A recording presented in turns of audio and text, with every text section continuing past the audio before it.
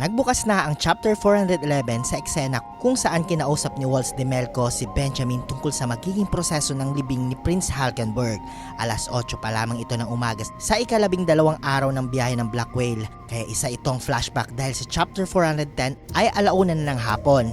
Nalaso na si Benjamin at naideklara na ang martial law. Sumang-ayon si Benjamin sa plano, ngunit hindi niya alam na ang kausap niya ay si Halkenberg na nasa katawan na ng kanyang pinagkakatiwalaang sundalo. Lumapit ang eksena kina Cacho, Melody at Kaiser sa Justice Bureau. Pinag-usapan nila ang kalagayan ni Fugetsu na patuloy na natutulog habang unti-unting kinakain ng sumpa. Inisip ni Cacho kung siya ba ang dahilan nito bilang guardian spirit beast. Ngunit ang sinabi ni Melody na hindi at mas kailangan pa nga ni Fugetsu ang tulong ni Cacho upang mabuhay. Samantala naghahanda na rin sila sa planong paslangin si Lazarus habang abala ang lahat sa prosesyon ni Halkenberg.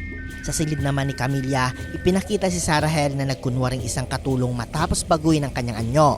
Isa siyang half-nut na lubos ang utang na loob kay Camilla kaya handa siyang isakripisyo ang buhay para sa prinsesa. Ang target niya ay si Wubel. Layunin din nilang malaman kung may non-exorcist sa barko dahil iyon lamang ang makakapagpaalis ng kanilang sumpa. At ayon kay Sarahel, kung mahahawakan niya si Wubel habang ina-activate ang sumpa, mamamatay agad ang prinsesa. Pagkatapos ito ay nagtungo si Sarahel sa silid ni Kurapika para sa ikalawang NEN training. Hinati ni Kurapika ang klase sa beginners at introductory class. Nangako siyang tuturuan ang lahat ng NEN sa loob ng 1 hanggang 2 linggo depende sa antas nila. At dahil dito mga idol na bahala si Furikov, ang NEN user ni Benjamin. Dahil kapag natuloy ang tigil putukan sa loob ng 1 buwan, magiging ganap na NEN users ang maraming tauhan ng mga prinsipe. Habang nagsisimula ang klase, ipinakita rin ng iba't ibang motibo ng bawat dumalong tagapagsilbi. May gustong maging mas malakas, may naghihinalang patay na si Cacho, at si Sarahel naman ay tahimik na iniisip kung paano papatayin si Wubel. Sa kabilang banda nagpasya ang kampo ni Zhanglei at Tobepa na wag nang magdagdag ng tauhan at sa halip ay magpaturo na lamang kay Kurapika sa ibang pagkakataon. Habang nagtuturo, naaalala ni Kurapika ang pagkamatay ni Halkenberg at naisip na maaaring samantalayin ang kaguluhang dulot nito upang makatakas sa succession contest.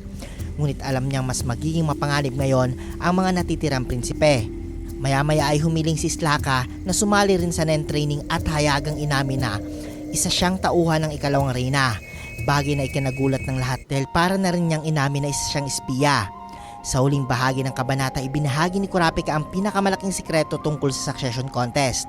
Ipinaliwanag niya ang ritual ay hindi lamang para pumili ng bagong hari, kundi para rin mapanatili ang kapangyarihan ng impyerno ng Kakin sa pamamagitan ng NEN at ng sinaunang ritual ng Matsurigoto.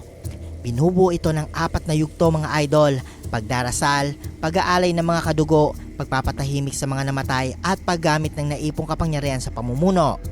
At ayon kay Kurapika, may natitira pang 1.5 buwan bago dumaong ang Black Whale.